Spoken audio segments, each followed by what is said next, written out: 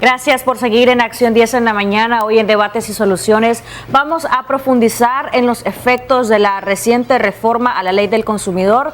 Como lo hemos conversado en otras ocasiones a nivel general, hemos dicho que, o lo han dicho expertos, que no solo se ve afectada la banca nacional, sino también esto, según expresan, puede generar afectaciones en la población nicaragüense. E incluso leía el día de ayer en un diario nacional que se pueden ver afectadas las remesas. Pero ¿qué tan cierto es esto? ¿Qué impacto económico tendría? Vamos a abordar el tema con dos expertos, quienes ya están con nosotros acá en estudio. Willy. Le damos la bienvenida a la doctora María Asunción Moreno y también al economista Michael Marenco, con quien estaremos hablando ampliamente sobre este tema. Bienvenidos a ambos. Buenos días, Jocelyn, buenos días. Muchas gracias por Willy, venir. gracias por este Un placer que nos acompañen. La afectación va más allá de la banca nacional. ¿Es cierto que se pueden ver afectadas las remesas? Primero, doctora, usted en materia legal, y luego Michael nos habla de las afectaciones económicas, porque las remesas representan un rubro económico muy importante para Nicaragua. Doctora. Sí, bueno, yo creo que lo primero que habría que decir a la población nicaragüense, que esta se trata de una reforma a la ley del consumidor, a la defensa de la ley del consumidor. Realmente, con la reforma se está distorsionando el sistema de protección del derecho del consumidor. Las leyes de consumidores generalmente tienen como finalidad proteger a los consumidores y usuarios dentro de un libre mercado, y la primera distorsión que nosotros encontramos en el ámbito legal de esta reforma tiene que ver, Jocelyn, con incluir al Estado como consumidor dentro de este concepto de la reforma. Uno. Eso que trae también como consecuencia, evidentemente trae también en la ley algún tipo de sanciones. Yo veo que es una medida legal de carácter intimidatorio y hasta punitivo, porque hay sanciones en la reforma dirigido al sistema financiero de forma específica. Estas disposiciones violentan lo establecido, sobre todo en el artículo 99 de nuestra Constitución Política, en relación con los deberes que tiene el Estado de proteger a los consumidores como tal. Y ya vamos a poder ver, si quieren más adelante, cuáles son los efectos de la aprobación y entrada en vigencia de una ley que tiene 60 días para para que las instancias reguladoras que van a aplicar este tipo de ley también puedan desarrollar una normativa. Y podemos ver todos los efectos que trascienden más allá, que el impacto al sistema financiero y puede de alguna manera, o pone en riesgo este tipo de legislación, el tema de la economía del país, el sistema financiero nacional, una percepción negativa hacia la inversión extranjera y, por supuesto, los efectos que puede tener en muchas familias nicaragüenses que reciben. Yo he escuchado hay un incremento, hay un riesgo, un alto riesgo con la aprobación de este tipo de ley. Yo he escuchado en esos riesgos que hasta podrían cerrar operaciones algunos bancos. ¿Están así? Bueno, en ese sentido, la ley te prevé realmente un mecanismo en donde le quita la autonomía a las entidades bancarias de con quién contratar o no, y no solo eso, al tener una resolución que obviamente dice que tiene que ser, toda negativa tiene que ser verificada y justificada, también dice que debe notificarla al ente regulador. De alguna manera le quita la autonomía y manda a un ente regulador a que decida si esa decisión del banco es aceptable o no frente al consumidor. En el fondo esto tiene la aprobación de esta ley es realmente abrir la posibilidad que las personas que han sido sancionadas, las instancias del Estado que han sido sancionadas, ahora puedan ir a tocar las puertas de los bancos y exigir que se les dé el servicio financiero de abrirles nuevamente las cuentas, y ese es el efecto probablemente más inmediato que vamos a ver al empezarse a aplicar esta ley.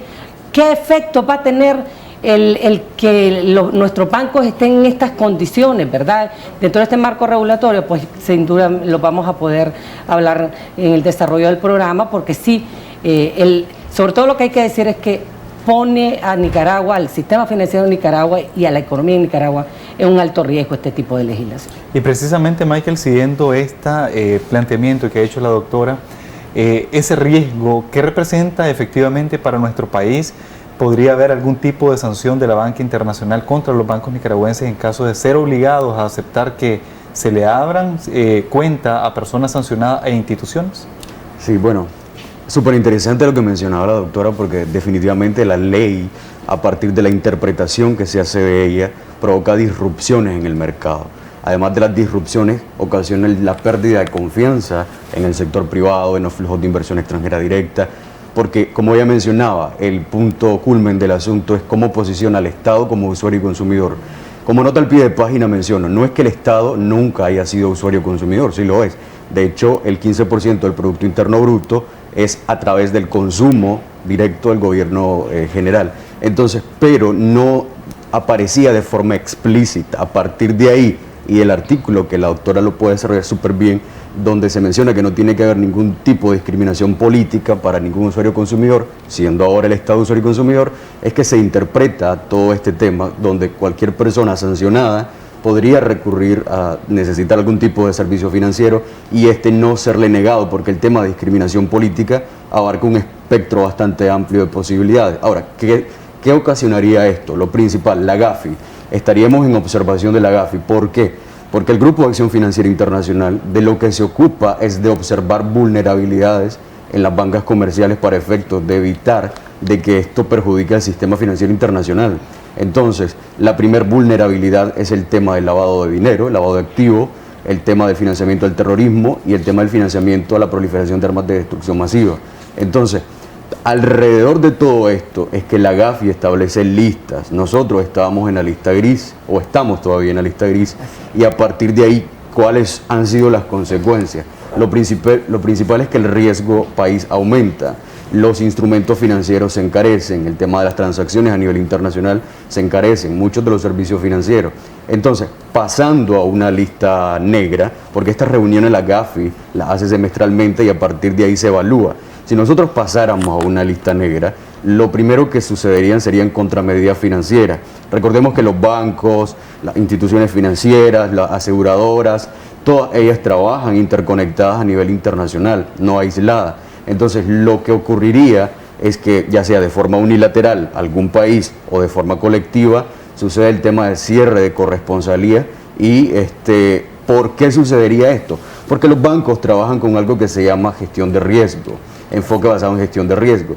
Y si tienen que trabajar con un país o con un banco de un país cuyo riesgo es bastante alto debido a que aparece en esta lista negra, ellos tienen que destinar más recursos para prever el tipo de servicio financiero o servicios que se presten mutuamente. ¿En qué sentido? Por ejemplo, identificación de fondos, identificación de usuarios o identificación de beneficiarios finales. Entonces, eso implica mayor recurso y mayor ejercicio de prevención por parte de los bancos a nivel internacional, lo cual dificultaría, o sea, nadie quiere trabajar con un país o con un banco que esté en la lista negra porque estaría implicado directamente con el tema de brindar servicios a personas sancionadas que estén involucradas con el tema del lavado de activos. Entonces, lo principal o el principal efecto que sucedería es el tema de que se nos priven servicios financieros. Ahora, solo como nota al pie de página, ¿qué otra cosa está sucediendo desde ya? Desde ya lo que está sucediendo es que la imagen país se está debilitando y a partir de ese debilitamiento de la imagen país, lo que provoca es que los flujos de inversión extranjera directa se debiliten, se reduzcan, afectando el sector importador, exportador, empresas transnacionales. Entonces, difícilmente podríamos ver una senda de recuperación en un escenario con tanta incertidumbre. Bueno, perfecto. Es un panorama bastante claro el que nos ha hecho Michael en este momento. Y para los televidentes que nos están viendo y tienen dudas en cuanto a la afectación directa de ellos, porque todo esto nos afecta como país y nos afecta como individuos. Y destacar pero la afectación que directa es importante también. No lo mencionan los parlamentarios que están detrás de ese interés, que hablamos de los diputados sandinistas, no mencionan nada de esto y consideran más bien que este tipo de leyes lo que vienen, o reformas más bien, vienen a traer beneficio a la población. Pero ¿Hay en algún realidad hay un beneficio legal? Realmente, desde el punto de vista, como decía Michael, de que somos un país en donde ante el sistema financiero mundial estamos en una situación en donde hemos incrementado el riesgo, evidentemente eso de cara a la población no va a ser, no es positivo. ¿Y por qué no es positivo? Aunque los efectos no sean inmediatos, Michael, sin duda, si las corresponsalías, o sea, nuestros bancos trabajan con corresponsalías. Si las corresponsalías de alguna manera dicen, como decía Michael, yo no puedo, o voy a medir mi riesgo con la relación con los bancos en Nicaragua, podrían perfectamente decir, no, yo ya no voy a tener un contacto con los bancos de Nicaragua, y eso implica que tendría un efecto directo en los temas de las transacciones, de las transacciones de dinero, las exportaciones. Las importaciones se hacen, los pagos de las importaciones y exportaciones se hacen a través de corresponsalías de bancos. El tema de las remesas, inclusive empresas como Western Junior necesitan una cuenta bancaria, una corresponsalía para que el dinero llegue a Nicaragua. Y eso significa que si eso sucediera, porque estamos hablando de riesgos, los riesgos que tiene el implementar este tipo de normativa, efectivamente la remesa no viene al nicaragüense. Hay 600.000 familias que reciben remesas y de alguna manera se va a ver la economía de estas familias afectadas, y además se va a ver afectado el tema del PIB, porque bajaría el consumo. Es decir, esto va como efecto dominó, Michael, en donde de alguna manera no es cierto de que esto solo se queda en la burbuja de que si los bancos contratan o no a una persona, dan servicio financiero o no a una persona sancionada, que dicho sea de paso, las sanciones, y hay que decirla, las sanciones que se han impuesto a personas en Nicaragua es de forma individual o a las instituciones como la policía, empresas como Petronic, en el que en el fondo realmente las causas han sido por lavado, por corrupción y por graves violaciones de derechos humanos. Entonces yo siento que con este tipo de reforma se quiere dar solución a un problema que se debería resolver de otra manera. O sea, si no se quiere que haya más personas sancionadas, lo que tiene que haber es cesar las graves violaciones de derechos humanos en este país. Entonces, ¿para qué poner en riesgo el país? Para que, a través de tocar el sistema financiero y ponerlo en esa percepción negativa ante el sistema internacional financiero, inclusive, es decir, es que esas corresponsabilidades están obligadas a cumplir las reglas de lavado de dinero, la OFAC. O sea, yo pensaría como banco extranjero, ¿qué tanto sopesaría el riesgo de seguir manteniendo esas relaciones con un banco de Nicaragua? Y lo otro es el contexto. Nicaragua es un país pequeño, o sea, dentro del mundo financiero, Nicaragua representa algo muy pequeño. Entonces también las corresponsalías o los bancos tendrían que valorar qué tanto peso y contrapeso me puedo correr el riesgo de mantener esta relación.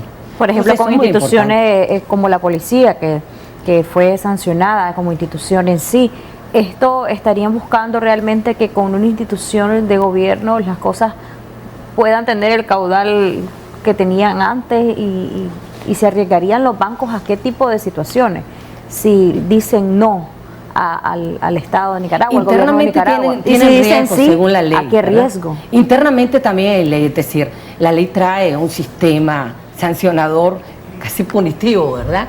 En donde dice, además de las sanciones, de todo el tema de los entes reguladores de este sector, ahora ponen al sistema de protección del consumidor frente al sistema financiero, pero aparte de eso dice que pueden exponerse a responsabilidades administrativas, penales y civiles. Es decir, también a nivel interno presionan al sistema financiero con una ley que en el fondo, yo lo que digo es que lo que quieren resolver es que se abran cuentas, que las personas sancionadas, las instituciones financieras del Estado, obtengan servicios financieros. Pero si los bancos dan el sí al gobierno, al Estado, al partido FSLN, porque todo esto está como que prácticamente unificado, se exponen a grandes repercusiones también. Las repercusiones que hablaba Michael frente al tema financiero. Porque de hecho, una vez de que salió publicada esta reforma en la Gaceta Diario Oficial, se conoció pues de que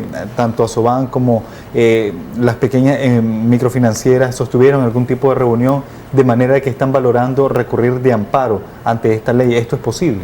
Bueno, no de amparo, tendrían que recurrir de inconstitucionalidad para empezar, porque sí es una norma que hay varias disposiciones en la Constitución, el artículo 99, el artículo 100 de la Constitución, el tema del 103 creo y el 104, que tiene que ver también con las obligaciones que tiene el Estado de proteger también la economía, el mismo sistema financiero del país y por supuesto el tema de los consumidores. Aquí no estamos hablando de que no se proteja al consumidor, estamos hablando de una distorsión del sistema de protección del consumidor a través de buscar una meta de que las personas sancionadas, las instituciones sancionadas, vuelvan a tener un servicio financiero que pone en peligro la situación financiera y sobre todo económica del país. Michael, una de las recomendaciones durante la visita de funcionarios del Fondo Monetario Internacional era precisamente cuidar esa imagen de país, recuperar esa confianza. Pero ahora nos topamos con leyes como esta y en realidad hay muchos empresarios que precisamente no están invirtiendo en Nicaragua, ni lo van a hacer, sino hasta después de las elecciones. Pero ante estas leyes como tal, ¿será posible de que en realidad pueda algún inversionista verse atraído para venir a depositar o invertir un cordo o un dólar a Nicaragua? Definitivamente no. Algo interesante de la ley es que irónica, porque lejos de proteger al consumidor lo vulnera, lo posiciona, lo ubica en un lugar bastante vulnerable, porque si llega a sucederlo, el tema de la exclusión financiera, por supuesto, estás vulnerando al consumidor, a tu usuario. Es súper irónico. A ver, ¿cuál es el efecto dominó que mencionaba la doctora que podría suceder? De entrada, el tema de la imagen país. Afectándose la imagen país, se afectan los flujos de inversión extranjera directa. Afectándose los flujos de inversión extranjera directa, que recordemos que es capital estratégico para sectores que catalizan la economía, como comercio, servicio, transporte, telecomunicaciones, etcétera. Entonces, a partir de ahí tenemos una pérdida bastante importante, porque los inversionistas dicen dos cosas: yo no quiero invertir en ese país donde hay mucha incertidumbre, por un lado, y en segundo lugar, si lo hago, tengo que apelar a un tema del riesgo reputacional, por lo cual el crédito y todo lo demás se vuelve más costoso. Entonces, a partir de ahí tenemos la afectación a la imagen país, a los flujos de inversión extranjera directa y por ende al desempeño de la actividad económica. Tenemos el sector privado careciendo de confianza, con menos confianza, los agentes económicos con menos confianza. A partir de ahí afectas el nivel de consumo, propicias la fuga de capitales y por supuesto afectas la dinámica económica en su conjunto. Y en el peor de los casos, por supuesto, si caemos en la lista negra, donde se daría el tema de las contramedidas financieras, como el tema de la exclusión del sistema financiero, eso sería catastrófico.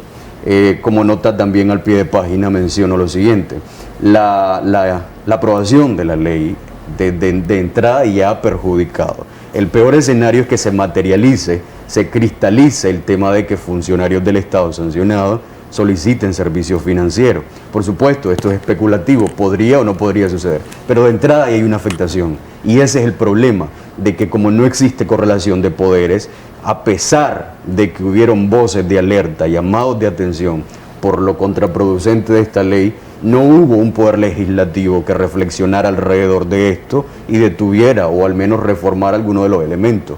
No sucedió nada de eso y eso es preocupante porque agrava el tema de la institucionalidad del país.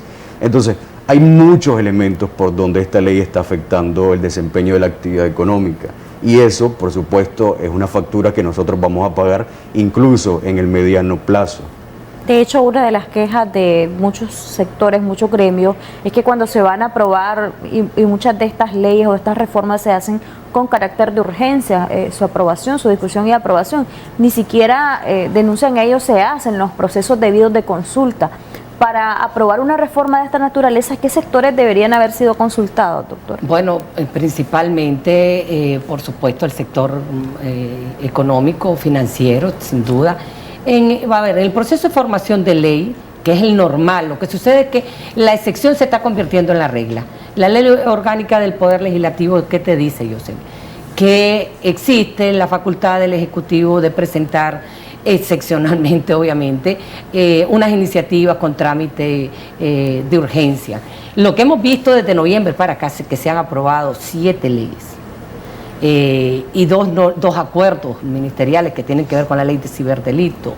Realmente es que se está haciendo regla general el dar un trámite de urgencia y no cumplir con el procedimiento de formación de ley que implica presentar iniciativa, remitirlo a una comisión, que esta comisión haga consulta con los sectores directamente afectados, inclusive aquí tenía con organizaciones de consumidores, que se haga un dictamen y ese dictamen pase a plenario. Ese procedimiento no se está haciendo en las últimas leyes, que además todas tienen algo en común. Todas tienen disposiciones inconstitucionales claramente que las identificas. Todas han sido tramitadas bajo este trámite de urgencia. Todas de alguna manera tienen un corte autoritario que va dirigido no solo a suspender, a eliminar derechos fundamentales de los ciudadanos. Y entonces dentro de ese contexto está esta norma, que es lo que cuando Mike dice, bueno, el país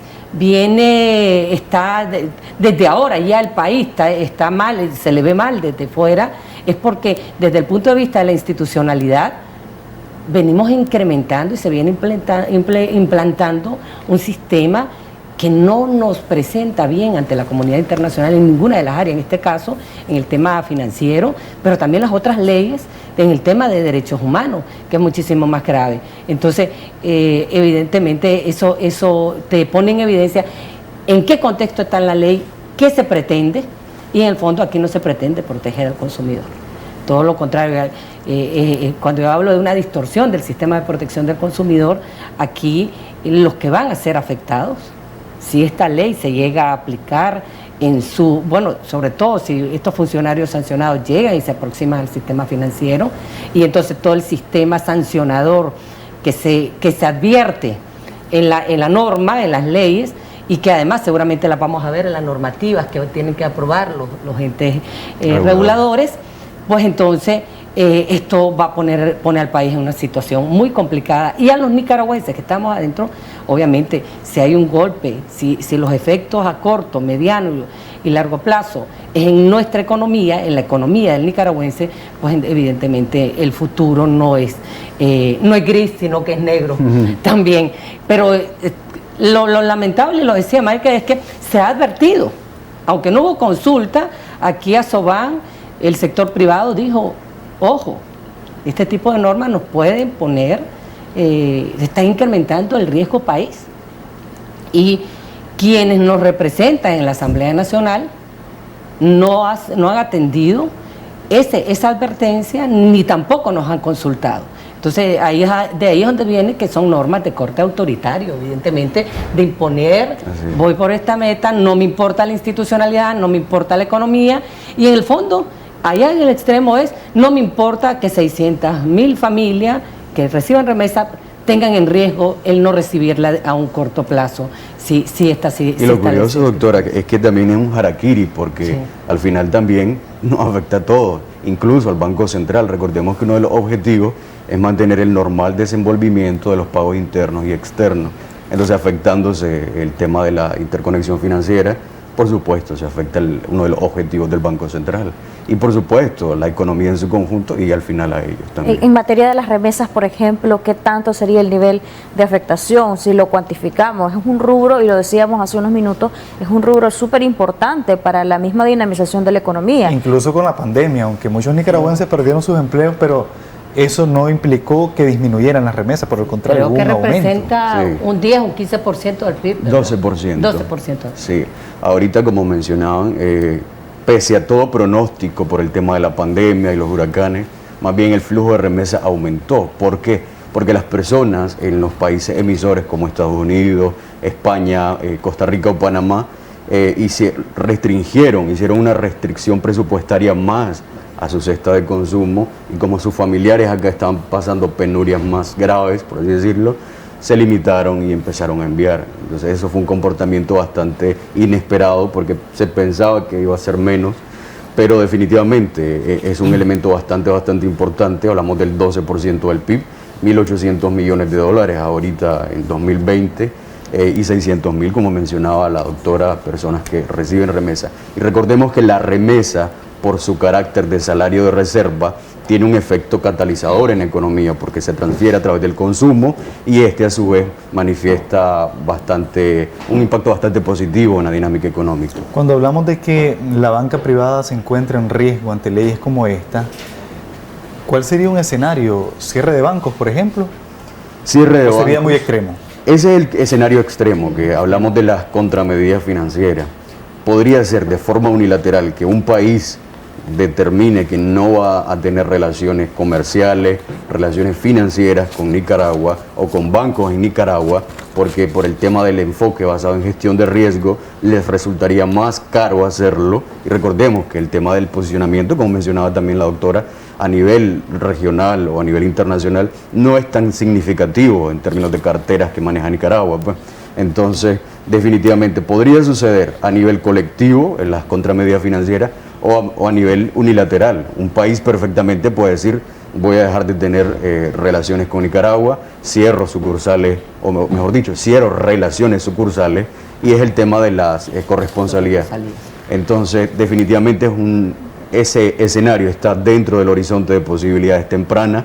Tal vez, como mencionaba la doctora, no de forma abrupta, es un proceso bastante paulatino. La GAFI se reúne semestralmente y estaríamos observando en los próximos meses el tema del riesgo país y cómo esto afecta el posicionamiento de Nicaragua en materia de lavado de activos, financiamiento del terrorismo y financiamiento de la proliferación de armas de destrucción masiva, lo cual incide en el tema de la famosa lista negra y lista gris en la que ya estamos.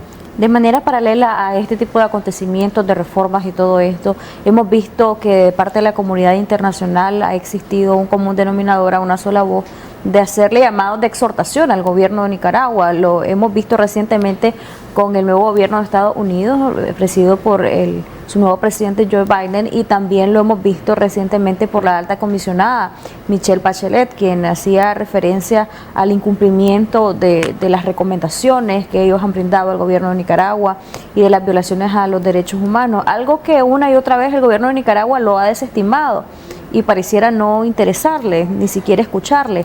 Y cuando tuvimos acá, por ejemplo, al diputado Wálmaro Gutiérrez y se le preguntó sobre el informe de Michelle Bachelet, dijo que él no venía a hablar de la señora Bachelet ni de su informe, ni de sus declaraciones, sino que venía a hablar de la ley de amnistía en ese momento. Pero todas estas situaciones se han vuelto parte del día a día del nicaragüense. ¿Realmente todo esto puede llevar a Nicaragua a un colapso económico, pese a pronósticos positivos que dan quienes están en acuerdo con el proceder del gobierno? Sí, la verdad es que se contrapone cualquier tipo de ordenamiento jurídico que trate de garantizar mayor fuerza, mayor poder, mayor control con el tema de una economía libre, con una economía con un buen desempeño. Entonces, por autonomacia no puede funcionar una cosa con la otra. Si tenés un control férreo de tu economía, no vas a tener un desempeño óptimo de la misma, no vas a tener libertades civiles y libertades individuales que garanticen, por ende, las libertades económicas. Entonces, sí es muy probable el tema de un colapso. Por supuesto, no estamos diciendo que esto sea en el corto plazo, pero hay todo un andamiaje construido que lo puede permitir. Entonces, es muy probable que nosotros hemos visto desde ya fugas de capitales, empresas que han dejado de operar en el país, el tema de la inversión extranjera directa, una variable que no se ha recuperado. Y para muestra un botón también, el crédito es una variable que no se ha recuperado. Hubo un intento por parte del gobierno de incentivar el crédito por el lado de la oferta, disponiendo de más recursos para pero es que la banca tenía recursos, no es que no tenía. Entonces, ¿qué es lo que pasa? Que la economía no está tan bien como para que esta variable se recupere. Cuando nosotros tenemos mayor demanda de créditos, porque hay personas a nivel productivo que lo requieren. Entonces, hay muchos elementos que nos están diciendo a gritos de que la economía no necesariamente está teniendo un buen desempeño. Sí existe un horizonte temprano de posibilidades de recuperación que vienen siendo estos 2 trimestres, que otorgan un plus, pero lamentablemente no se está aprovechando a nivel institucional, no se está aprovechando a nivel de políticas públicas, no se está aprovechando para nada. Todo lo contrario, se está desaprovechando por efectos políticos. Hay decisiones políticas que no están tomando en cuenta para nada la economía. Por ejemplo, con la reforma tributaria, muchos han destacado de parte del gobierno que ha sido algo muy positivo. De parte del sector privado dicen que más bien esto se ha visto reflejado en los desempleos de la ciudadanía. ¿Debería el gobierno de revisar este tipo de cosas si tuviese la sensatez? Definitivamente, a los números me remito. El tema de la reforma tributaria de 2019 provocó un desincentivo del sector empresarial bastante fuerte. En un primer momento recaudaron más porque, por supuesto, se propició este aumento, pero a partir del segundo y tercer momento las recaudaciones cayeron alrededor de 2.000 millones de Córdoba. Entonces, ¿cuál es ese beneficio al final? Si más bien en el primer momento recaudás, pero después vas a empezar a recaudar mucho menos y vas a estar en una posición peor porque muchas empresas van a dejar de desaparecer. Entonces, definitivamente súper contraproducente todo este tipo de medidas. Uno creería que los diputados están trabajando esta vez con tantas leyes que están aplicando en nuestro país, pero irónicamente el impacto que está teniendo es negativo. ¿O cuál es el beneficio que hay para todos los nicaragüenses mediante este tipo de leyes? Incluso la reacción de la que hablaba Jocelyn con respecto al presidente de Estados Unidos es precisamente por la ley de agentes extranjeros. Esta ley incluso viene a desaparecer decenas de organizaciones que emplean a nicaragüenses y también incluso organizaciones destinadas para la alimentación de niños. De una u otra manera traen beneficio a la población. Y que representa también un flujo económico al país a través de la cooperación y que no está, y que ahora se está cerrando. Es decir, la ley de agentes extranjeros, que es una de las leyes de todas las que se han aprobado, son 32, 35 disposiciones de nuestra Constitución política que abiertamente las violentan, totalmente. Entonces, estamos aislándonos. Creo que todas estas leyes lo que están haciendo están logrando que Nicaragua, o buscando a que Nicaragua tenga un aislamiento total en todos los aspectos, en el que, por supuesto, imagínate, si vamos a estar en un aislamiento, ¿cómo vamos a estar los nicaragüenses que estamos aquí en el terreno? Eso hay que tenerlo claro. Hay ONG, organizaciones, fundaciones que no solamente contrataban personas, sino que inclusive traían flujo económico a Nicaragua. Eso está totalmente, se está cerrando. Aquí ya las organizaciones defensoras de derechos humanos, organizaciones sociales, porque no solamente eran temas de defensores de gente organizaciones que daban mucha colaboración social, ya no están recibiendo esa cooperación porque el sistema que pone la ley de agentes extranjeros, o sea, aquí tenemos que tener claro, no es baladí que un funcionario como el secretario de Estado de los Estados Unidos diga, nos preocupa esta ley de agentes extranjeros. Porque es que los efectos no solamente son para esas organizaciones, ya de entrada muchas personas se quedaron desempleadas. Entonces hay un aumento de desempleo de un país. Y si sumamos una legislación como la ley de la reforma a la ley del consumidor, que viene a ponernos en la mira de estar de un país que ha aumentado su riesgo, evidentemente la economía, la situación socioeconómica de las familias, de nosotros, se está en una situación muy complicada. Y lo irónico, doctora, es que estas leyes que son dañinas y los efectos lo demuestran, es que se venden con un populismo para que la población se quede con lo superficial, pero desconoce el trasfondo que, por supuesto, vamos viendo el impacto. Por ejemplo, la reforma tributaria a la que hacía referencia a Jocelyn, dijeron de que no iba a tocar la canasta básica y la ponían como un gran beneficio. Logran una recaudación de casi 8.000 millones de Córdoba, ingresan al presupuesto, pero decía Michael, después va disminuyendo. ¿Cuál es cómo se contrasta, cómo se llevan la contraria al mismo discurso de los funcionarios? Que el mismo Erdogan se manifiesta, vamos a revisar esta reforma tributaria porque efectivamente ha sido dañina. Entonces vemos dos discursos. Al momento que se pretende aprobar, se vende como lo mejor para los nicaragüenses, pero después vemos que el trasfondo es completamente dañino e impacta negativamente para la ciudadanía. Bueno, y este impacto también quisiera sumar a eso que dice Willy, lo que usted decía, doctora, los efectos que tienen este tipo de legislaciones, no solo en Nicaragua, porque imagino que Estados Unidos y otros países de destino, que es hacia donde los nicaragüenses mayormente están emigrando, están preocupados también por el tema de la migración, que al final puede ser un efecto colateral de todo este tipo de situaciones. Es decir, cierran organizaciones no gubernamentales, cierran empresas, la gente se queda en desempleo, estamos ante una situación de pandemia. Muchos lo que están tratando de hacer es irse del país y buscar otros horizontes. Bueno, yo lo llevo al origen de todo el problema, que yo creo que el origen del problema en Nicaragua tiene que ver con graves violaciones de derechos humanos. Es decir, en Nicaragua tenemos más de 2 años de tener suspendidas las libertades y los derechos de todos los nicaragüenses. Me refiero a derechos individuales, a derechos sociales, a derechos económicos. Y lo que se ha venido con esta legislación es realmente venir a implantar, a radicalizar esas violaciones de derechos humanos. Y aunque a veces parece romántico hablar del respeto a los derechos y eso no tiene que ver conmigo, sí tiene que ver conmigo. Es decir, cuando se afecta un sistema de derecho del consumidor, cuando se afecta al sistema financiero de esta manera, se afectan mis derechos y los derechos de cada uno de los televidentes que nos están escuchando.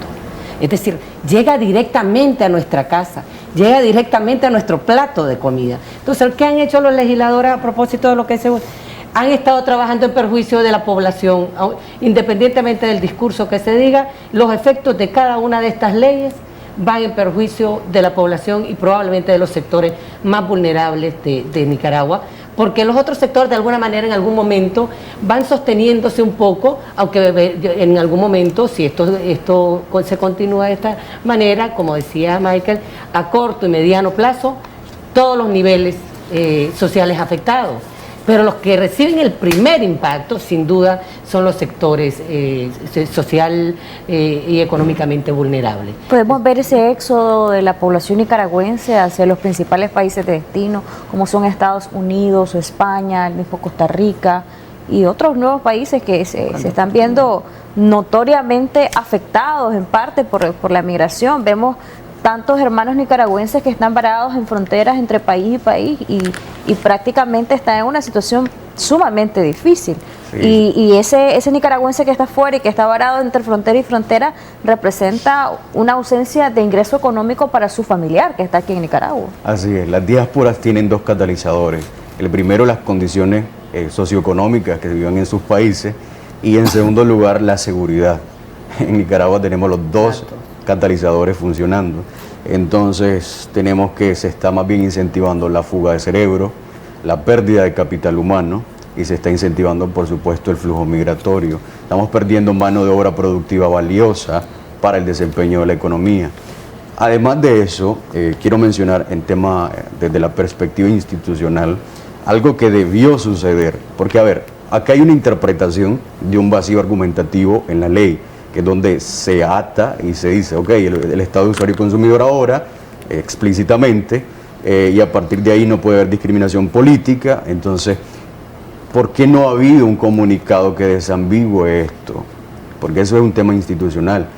Tiene que haber comunicado, tiene que haber el tema del flujo de información bastante efectiva, porque si no, más bien perjudicas la confianza del sector privado, perjudicas la confianza de los consumidores y por supuesto de los inversionistas. El tema también sobre la mesa viene sustentado sobre qué va a suceder después. A partir de ahorita lo que estamos viendo, como ya se mencionaba, es el incentivo hacia el flujo migratorio, la pérdida de mano de obra productiva, la fuga de capital y una destrucción masiva de la economía, pues. Pero lamentablemente no hay una especie de voz o conciencia que de forma sabia trate de manejar el tema de las políticas públicas, lamentablemente. Michael, antes del estallido social mirábamos cómo el presidente de la República se reunía con los principales banqueros de este país. Había muy buenas relaciones con el gran capital. Eso debió haber ocurrido previo a la aprobación de este tipo de reformas de ley, teniendo en cuenta de que si antes hubo buen entendimiento, ¿por qué no ahora? Desde luego, como ya mencionaba también la doctora, debe haber un proceso de consulta, principalmente hacia los sectores estratégicos a los que esto va a afectar positiva o negativamente, porque su interpretación de afectación positiva puede quedar en duda. Ya lo mencionaba vos el ejemplo, cuando se dio lo de la reforma tributaria, se mencionaba, yo recuerdo también que escuché decir, esto no va a afectar a la gente, esto es para las empresas, pero es que vos venís y te agarras la cabeza y decís, si afectás a las empresas, afectás a la población después. Entonces, definitivamente tuvo que haber habido un proceso de consulta y un proceso de disposición de información efectiva, comunicación efectiva por parte del gobierno para efectos de no generar susceptibilidades. En Nicaragua la mayoría somos trabajadores y los que están emprendiendo también de una u otra manera se ven afectados. Si no hay gente trabajando, ¿quién va a comprar su producto? Incluso las condiciones para emprender en Nicaragua son bastante difíciles para, por ejemplo, que te asignen todo lo que es el RUC y toda esta parte. Son trámites engorrosos que requieren tiempo, requieren dinero, y si estás en el sector totalmente informal, tiene sus grandes desventajas, porque no puedes competir con aquellos que están en el sector formal. Por ejemplo, no le puedes vender a empresas porque necesitan una factura membretada y todo este tipo de cosas que vuelven a la población vulnerable todavía más vulnerable. Y yo recuerdo que en entrevistas anteriores, incluso hay economistas que han previsto que en algún momento en Nicaragua, si la situación continúa así, incluso después de noviembre, que no se soluciona el tema político, podríamos estar viendo hambrunas en algunos departamentos de nuestro país, en algunos sectores poblacionales.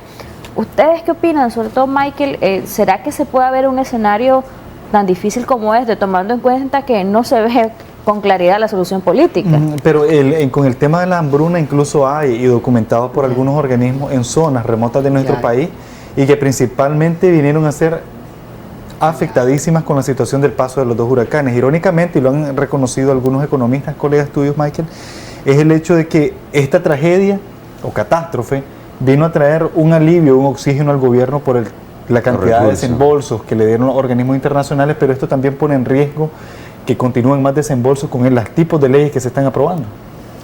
Sí, por un lado hay que tener bastante cuidado con las profecías, porque a veces también hay profecías autocumplidas.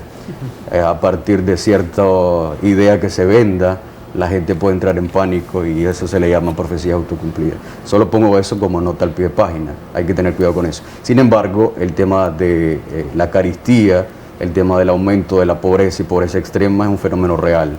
La CEPAL, por ejemplo, habla de un 52% de pobreza y un 23% de pobreza extrema. Hablamos del nivel de desempleo aumentando, hablamos de la informalidad laboral, 76% según últimas estadísticas, del nivel de subempleo en 46% según incluso estadísticas oficiales. Hablamos de subempleo con personas que no trabajan ni siquiera las 7 horas a la semana y no trabajan los 5 o 6 días a la semana, o sea, están en empleos donde son muy mal remunerados, un sector informal que perciba entre el 25 y el 50% del salario mínimo, un salario mínimo promedio que ni siquiera te ajusta a comprar la canasta básica y que cubre alrededor del... Sí, el 47-48% de la canasta básica, el salario mínimo promedio, y el nivel de informalidad en el mercado laboral es del 76%. Entonces tenés esta importante cantidad de personas que con un 50%, digamos, en el mejor de los casos, del salario mínimo promedio, obviamente no van a poder adquirir la canasta básica de 53 productos. Entonces, el tema de la carestía, el tema de la hambruna, el tema de estos fenómenos, es un fenómeno real, por supuesto, que podría agudizarse, sí, pero de forma paulatina. Sería un proceso bastante destructivo, pero definitivamente, es decir, la marea apunta en esa dirección, los vientos soplan en esa dirección, entonces, ojalá que no suceda. Ojalá que haya un periodo que disipe todo esto. De reflexión. De reflexión, correcto. Doctora, en materia legal, usted decía se podría recurrir de inconstitucionalidad. Solo la banca puede hacer esto, porque yo escucho, y lo he criticado muchas veces, aunque a algunos sectores no les guste, yo escucho de que no estamos de acuerdo, que el gobierno está haciendo esto, que el gobierno está haciendo lo otro, pero el accionar debido, el accionar legal a nivel interno, a nivel internacional, ¿cuál debe ser? Por ejemplo, la vez pasada yo les preguntaba a alguien que si quieren una reforma electoral idónea, y en su momento se habló de una consulta popular, de un plebiscito, ¿por qué no recogen firmas y hay un estipulado de la cantidad de firmas para que una ley pueda tener iniciativas? ¿Por qué no lo hacen? Es decir, a veces siento que algunos sectores se quedan solo con el discurso, pero no con la acción, no con agotar los mecanismos idóneos. Aunque en Nicaragua quizá no puede servir de mucho, pero sí quedaría como un precedente al menos. Mira, mi posición siempre de cara a no perder la visión de que necesitamos fortalecer, o más que fortalecer, empezar a poner la base de una institucionalidad que la hemos totalmente derribado. Y por lo tanto, siempre como profesional del derecho, digo, no debemos de dejar pasar la oportunidad de hacer uso de los recursos legales y que la ley nos da. Lo único que también es importante, esto no es como para justificar, quizás explicaría un poco. Cada vez que se dice qué se está haciendo, por ejemplo, por los presos políticos, qué se está haciendo ante estas leyes violatorias de todos los derechos humanos, qué se está haciendo, por qué no se recogen esas firmas y se ejercen acciones de respaldo popular para que el gobierno sienta que hay este tema. Bueno, recordemos que estamos en un contexto y eso nos condiciona mucho. La población, y no me va a dejar mentir el televidente, nosotros estamos en un estado de sitio de facto, de suspensiones y hasta de eliminación de libertades, en el que cuando la gente está aterrada, la gente tiene mucho miedo. Ese es uno de los grandes desafíos que tenemos como población frente a todo lo que estamos viviendo, frente a los riesgos que vienen, frente a la posible hambruna, frente a una crisis económica grave que nos va a poner en situaciones más vulnerables de los que estamos ahora, es que tenemos que empezar a superar el miedo. Tenemos que empezar a ejercer nuestros derechos. Cuando empieza la gente a decirle, hay que recurrir, hay que firmar, la gente dice, yo estoy de acuerdo. Es cierto, se violentan los derechos, pero mire, si yo lo hago, me van a detener. Aquí hay personas que todos los días, ustedes lo saben en los medios, sufren asedio policial, persecución. Bueno, ahora tenemos una ley que nos pueden llevar y detener durante 90 días sin ningún indicio de que se haya cometido un hecho delictivo. Entonces, todo el andamiaje que se ha construido, además de haberse suspendido de facto los derechos y esto, ahora se ha hecho un andamiaje legal que a la gente la tiene aterrada, la tiene intimidada y que se siente en estado de indefensión. Entonces, frente a un sistema, a un gobierno que te está quitando todas las libertades, habrá un momento en que la ciudadanía tendrá que superar el miedo, tendrá que superar el terror que le tiene a la represión y tendrá que salir a exigir sus derechos y evidentemente a pedir que se restituyan esas libertades. Eso es muy importante, es que el no tener libertades realmente nos pone a todos en una situación. Pero sí se debería de ejecutar el accionar legal correspondiente. Sí, más que ahí está el mecanismo, lo deberíamos de hacer los ciudadanos, todos, que nos sentimos afectados por esa ley, porque es que la ley no dice que solo específicamente a X o Y personas. De hecho, hay sectores afectados directamente, como puede ser, por ejemplo, la ley del consumidor, pero sabemos que al final los efectos de afectar a este sector afecta a toda una ciudadanía. Igual pasa con todas las leyes. Pero es que lo que usted destacaba, doctora, aquí si se reúnen 3 o 4 personas para quejarse por el precio de los combustibles, ya más de 10 semanas aumentando, el precio del gaputano, sí, la canasta básica. Entonces, la vez pasada estábamos en la Corte Suprema de Justicia y estaban 4 señoras de la tercera edad. Y llegaron, qué sé yo, más de 50 policías, no a cuidarlas, pues, sino a hacer algún tipo de acciones intimidatorias. En este caso, Michael, lo que han insistido economistas es precisamente que Nicaragua está así, en estos extremos económicos, precisamente derivado de una crisis política. Por lo tanto, lo que sugieren y recomiendan es que se llegue a un acuerdo político para que el país en realidad pueda avanzar. Esto tiene que hacerse lo más pronto posible, teniendo en cuenta que estamos en un año electoral. Sí, definitivamente. En tanto el tema político no se solucione, el tema económico tampoco. La incertidumbre que genera el periodo electoral, por ejemplo, en este año, de entrada está afectando. Y el tema político, por supuesto, es el meollo del asunto. Urge solucionar ese tema para poder recuperar la senda de crecimiento económico y que este crecimiento económico se transfiera a desarrollo. Bueno, muchísimas gracias a los dos por habernos acompañado y analizar este tema de suma importancia para todos los nicaragüenses. Sus conclusiones, doctor. Bueno, realmente creo que mi mensaje se iría en el mismo sentido, Mike.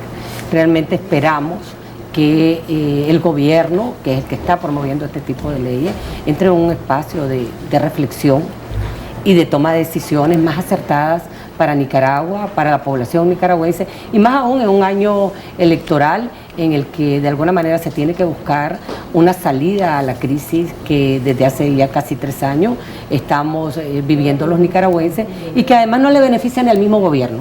Entonces yo creo que este es el momento propicio para que todos los nicaragüenses y el gobierno entremos a una dinámica de buscar una solución para sacar adelante el país y para resolver todos estos problemas sociopolíticos que estamos enfrentando. Bueno, muchísimas gracias a los dos nuevamente por habernos acompañado. Una amplia explicación que esperamos también los televidentes hayan quedado muy claros sobre lo que implica para Nicaragua este tipo de ley. Recuerde que puede seguirlo a través de las redes sociales. Estamos como Canal 10 Nicaragua y vamos a presentarles a continuación la interacción con nuestros invitados del día de ayer. Nos acompañó en la primera parte